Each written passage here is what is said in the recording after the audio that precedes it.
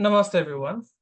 Thank you for joining in yet another video of this series where we are discussing the avatars, the Vishnu avatars concerning the Navagraha. And in today's video, we'll be looking at Krishna, okay, the eternal flute player, okay. And in the Bhagavad Gita, Krishna repeats, to Arjuna what his distant granduncle Parashara had said earlier about the avatars.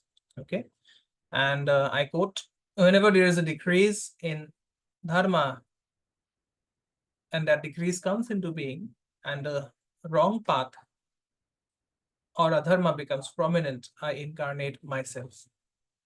Okay. Yada yada hi dharmasya glanir bharata abhutyanam adharmasya tadatmanam srijamyaham paritranaya sadhunam vinashaya shadushkritam dharma samsthapanarthaya sambhavami yuge yuge.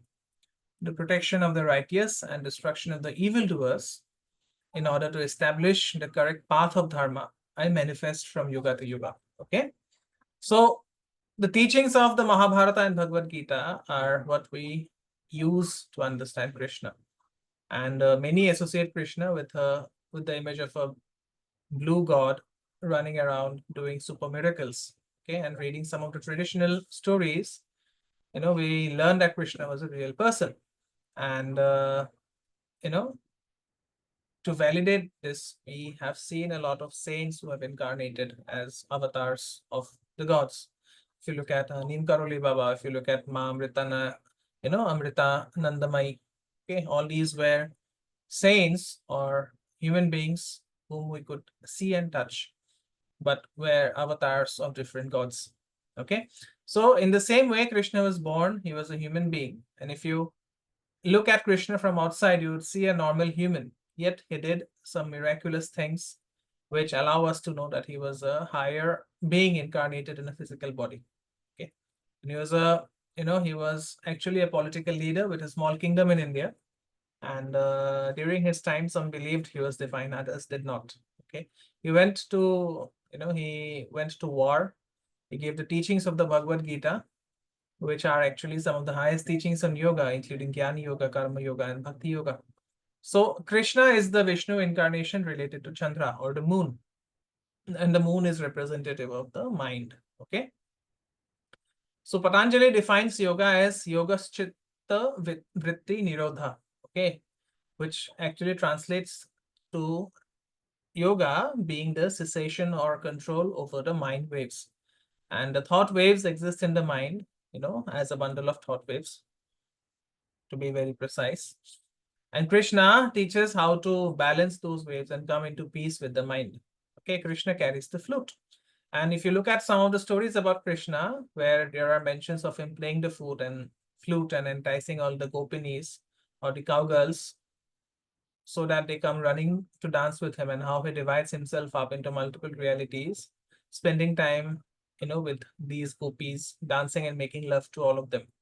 So that flute is the nada which we talk about in yoga. Okay, it represents the eternal vibrations of Aum that exists within. And when we meditate and listen to that internal sound, all the senses inward, they turn inward, creating pratyahara. And they merge and dance with the Lord who is found in the many but emanates as the one. Okay, so Krishna is all about the mind, the pratyahara of the mind, okay, the control and working of the mind, as well as the playful aspects of the mind. So there exists all these fun stories of Krishna doing many playful things. And many of the other avatars conquer one demon, and with Krishna, there are so many demons he has conquered. If you look at the Puran, specifically the Bhagavad Puran. So this is due to the constant besiegement of negative thoughts and feelings and the things we need to overcome. Okay. And Krishna represents the exalted state of the mind, which is seen in the mind that knows how to control itself. Okay. Now, when the moon is sustaining something, it can be quickly changing with many ups and downs. Okay, so using Krishna, you can take the moon to its highest state. You can uplift the moon to create that stability of mind. And We can also create the knowledge of how to understand and balance the mind. Okay.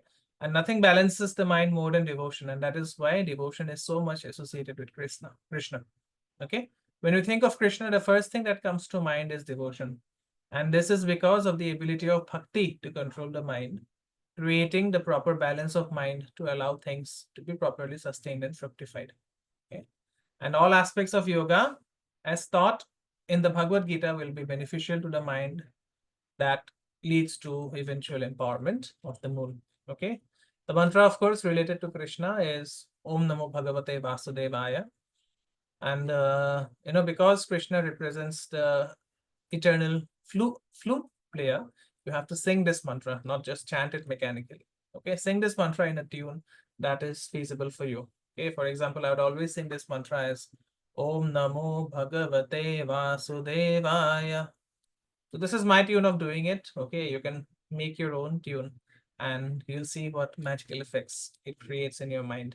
Okay, it's also regarded as a great remedy for the 12th house. All right. Om Namo Bhagavate Vasudevaya. Om Namo Bhagavate Vasudevaya. Om Namo Bhagavate Vasudevaya. Okay. So that's all from me in this video. And the last video will be going towards the Buddha avatar, which is representative of Mercury. Namaste. Please share this video with your friends and family if you think it is useful, and kindly subscribe to the channel if you think this video has created value, some amount of value in your life. Om Gurave Namaha.